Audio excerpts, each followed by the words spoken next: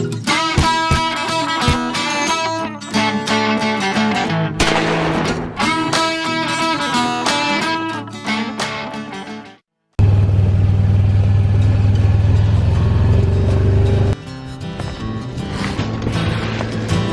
so this one's leaking full. Well, we're losing money with it drifting out like that.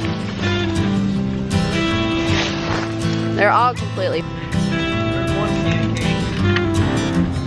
What are you talking about, pancake? Oh.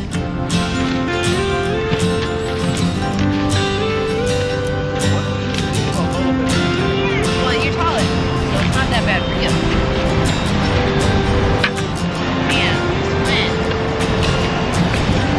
If you find a log next to your bucket, put it on top.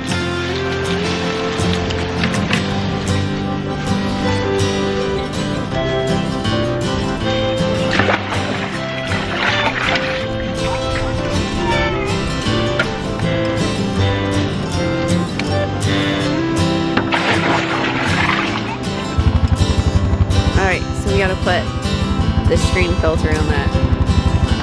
So this is a screen to keep bugs and dirt and leaves and everything else out.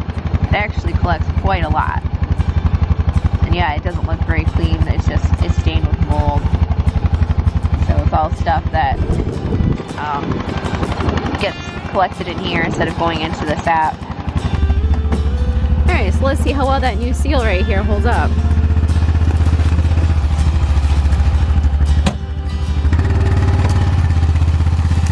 Now, last year when we built this, we had a different rubber seal on there, and every bump we went over, all the sap would leak out.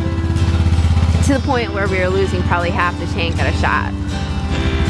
It looks like it's holding up pretty good.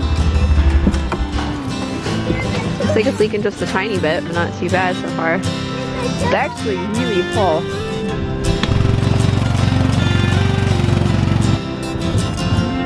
I think it's still full this time. Okay. Alright, so that's going down into the tank. Down there. This is a high-powered hose. It's a little stiffer than what we need. So this was pretty much like a animal tank, and then Eric cut out a hole and put this adapter on there. And then another adapter, and then this. And that's been working really good. The big village pump in the bottom with a float in it. Yeah, there's a big village. That's a village pump. Just a cheap eBay village pump. What was it, 30 bucks? Yeah. 30 bucks for that village pump? Yeah, I think it was 30 or less. Just wired it in. Have the wires coming out the top. And then this is a drill battery with a couple chunks of metal to use as terminals. And this works great. A little bit easier to transport than a giant car battery, which you can run it off from too if you want.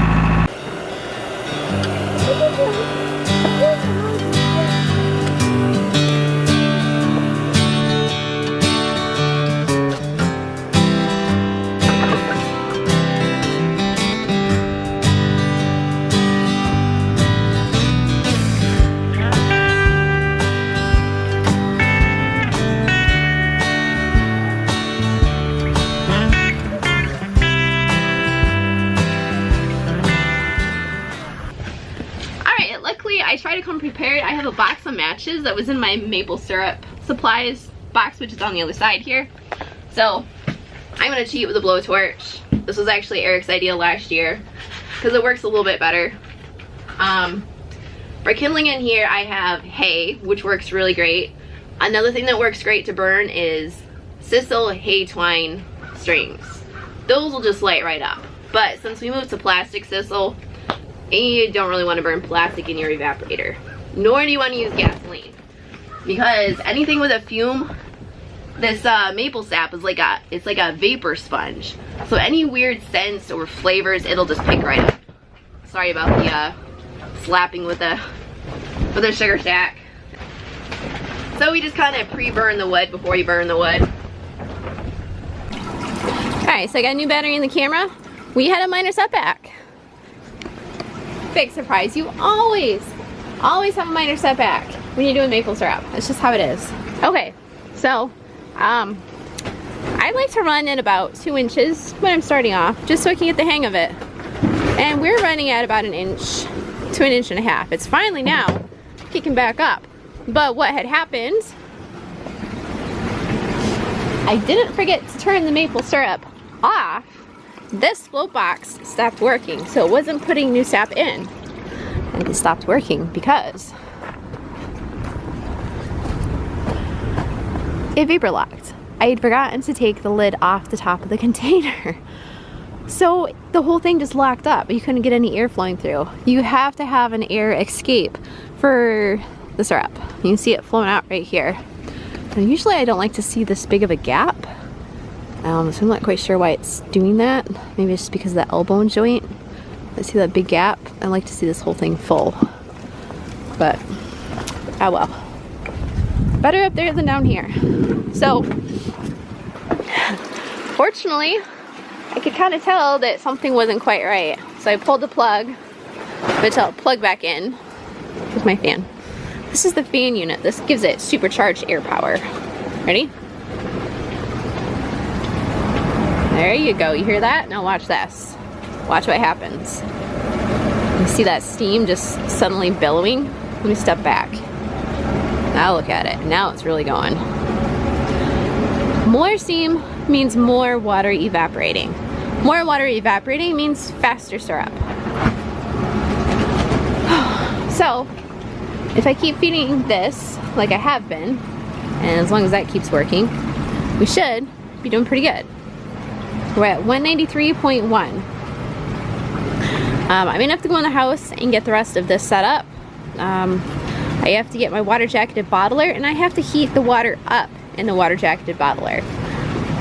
I'll go over that in just a few minutes, but this is closed off right now, so there's nothing in this right yet. And I'm probably gonna have to add more fire. Let me check this quick. Woo! It is billowing. Okay, don't want to get too close to that. Another interesting thing I noticed, I don't know if you can see it from right here, but there's little holes over there that are leaking smoke out.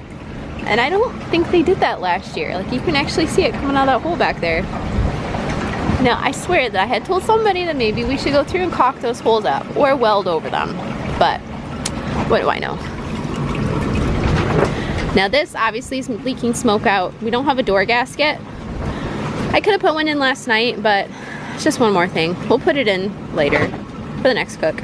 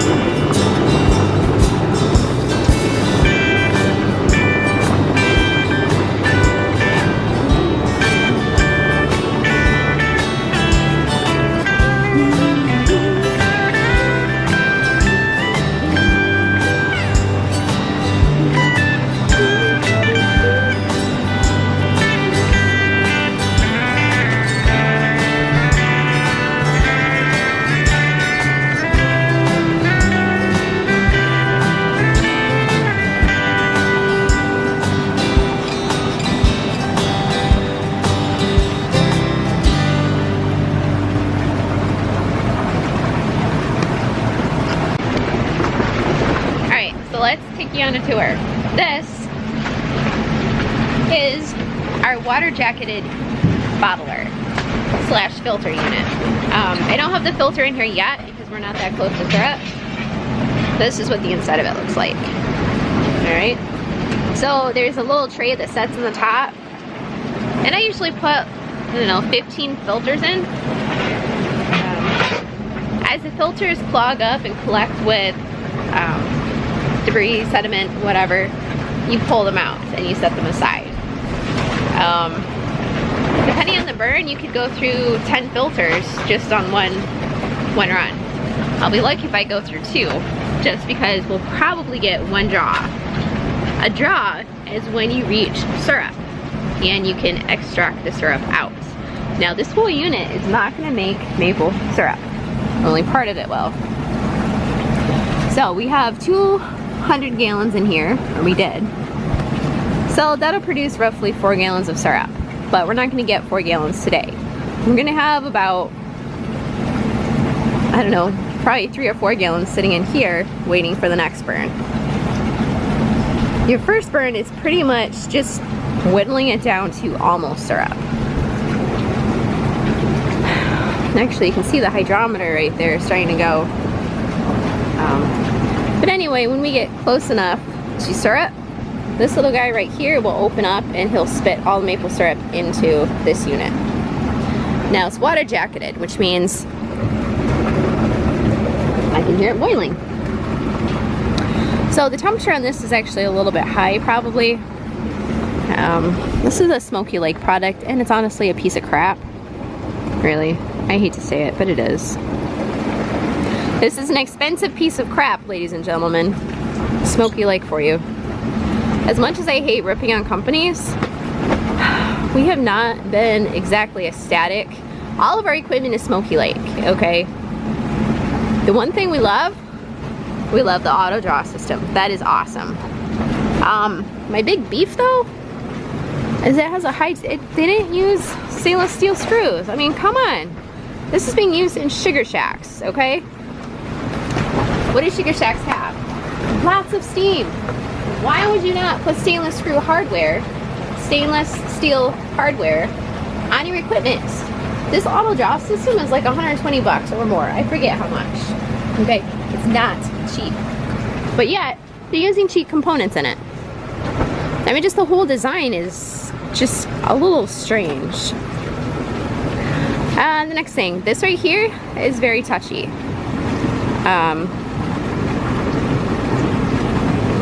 Yeah, I don't know. It seems like it shouldn't be, but it is. So you have to be careful with that. One thing I like is this is the float box, and that's standard with most maple equipment. This was a little wonky at times, but I'm shooting a lot of stuff out of that for some reason. Here's another thing. If you can see it, right about there. There's a big scratch right here, all right?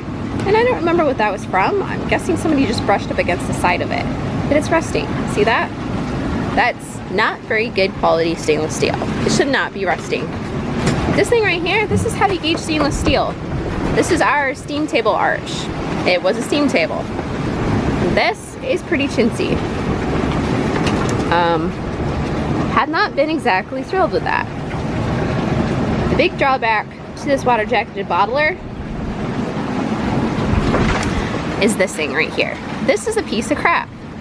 Now I realize that they didn't design this and they didn't assemble it, but this whole unit right here, shoot, was it $3,000 or $1,500?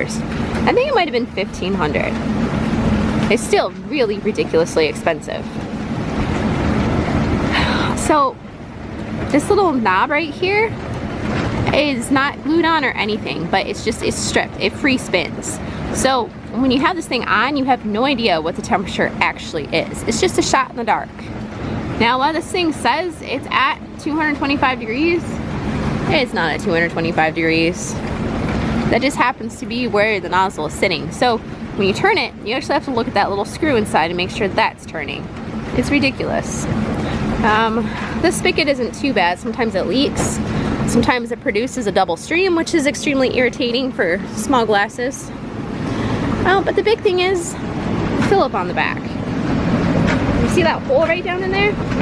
That's the fill spigot hole right there. How the heck are you supposed to fill this thing? There is the screen that holds the filters. It rusted. Now, it didn't rust because I let it sit there for days and days and days and days. No. I had filters in it. We'd been doing maple syrup all day. Pulled out the last filter. It was covered in rust. The whole thing was just covered in rust. I could not believe it. It should not be rusting. It ruined all of my filters. It probably ruined part of my maple syrup because it's dripping rust into my maple syrup, which is probably why it was a little dark. That is a big no. That should never, ever, ever happen. This is the final product. This should not be making your syrup rust. We called up Smoky Lake. We told them about the problem. They basically blew us off and said, well, send us a picture and we'll get back to you. So we did. Never heard back from them. I think we even contacted them back again. Still didn't hear anything back from them. So clearly, they don't value their customers whatsoever. And nor are they concerned about issues with their equipment. So would I recommend Smoky Lake? By no means. They do, however, like I said, have some cool innovations. Another cool innovation that we really liked, which is what sold us on the company to begin with, is this. This is not a hydrometer cup. I forget what they call it. Murphy's cup. That's what they call it, is a Murphy's cup. So basically, it's a thermometer and a hydrometer all in one. You have to use a special, let me see. You have to use this special measuring device. And the red lines are where you want your syrup to be. So you want this to float somewhere up or down. This will tell you what temperature your syrup needs to be at. And so you need to match this number to that number. This number will go up or down depending on the density of your syrup. So this is a really cool device. But again, there is a big flaw to it. Because inside of this, which I don't think you can see, there's a big knob on the inside of this, from this thing. It sticks in like this. So this, which is supposed to be free floating, can't free float at all. So that's kind of defeating the purpose of what you're trying to do. Their whole idea is fabulous, but the design is terrible. And again, I'm sorry for ripping on Smoky Lake, but we have a lot of their products. And the only thing that we've really been happy with is the auto draw system. That's it. Auto draw, gold. You can use the auto draw on any of your evaporator equipment. We actually had to modify it right here. This is the split line. Because of our steam table, this cannot come right off the end here, right here. Because we had the slip right here, it wasn't gonna work. So Eric actually went through and he put a connecting pipe in right here. Now it's true that this is gonna be a little bit colder than that, but the unit right here isn't connected to this pipe. It's just sitting there hanging off the side. It's actually attached in there. So it measures that temperature and then spits it out there. Now we have another side one here just in case we want to bypass it. And then right here, that lets all the syrup down into the end. So our maple syrup thermometer is right here. This tests the temperature of the syrup area. Right now, that's at 207.4. This has to be about 219 or so before it's syrup. The last time we got syrup was at 221.3. That's where we set it last time.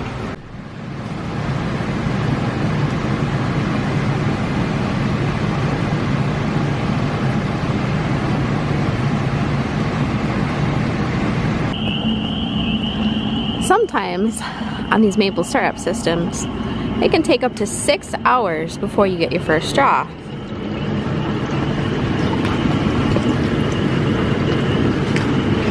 If you've got crazy wind, sometimes it doesn't die down until the night.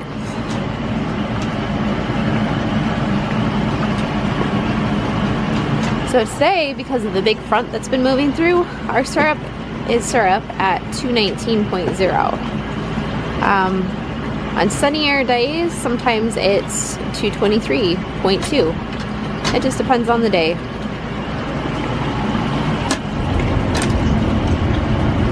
To really make syrup effectively, you want a really nice, hot, raging fire. As long as the fire stays in the firebox. So in just a few seconds, this will pop up to 219. And then our little magical spigot over here will open. So just to prepare, I'm gonna go ahead and open this. We keep this shut so that the syrup inside stays warm because it is cooled outside. Cooled outside. This is our filters. We had 10 filters that we're running today, and we have backups on hand. 5, 4,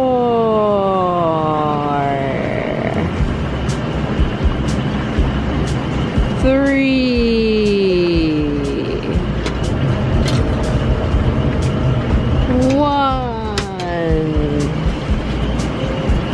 Happy New Year!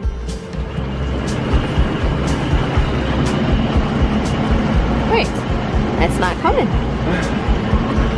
Because this actually has to get slightly beyond. There it goes. There it is.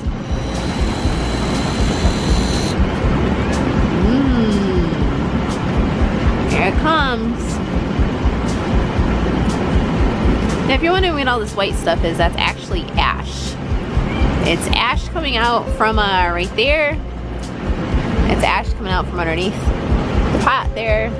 And it's ash blowing back in from the chimney. It's just blowing everywhere. But it helps give it a nice, delicious, smoky flavor. Luckily it's before the filter.